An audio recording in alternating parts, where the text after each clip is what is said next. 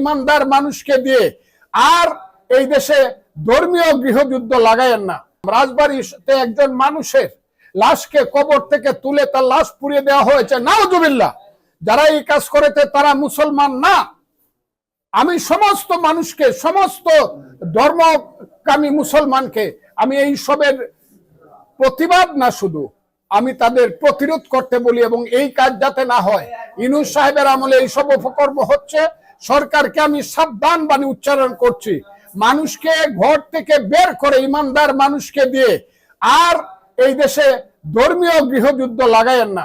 আপনারা এটা বিরত করেন, আমি তাদেরকে আহ্বান করি। আমি কোন ধরনের ইসলামের তো বিরুদ্ধেই না, কোন তরিকারই আমি বিরুদ্ধে না।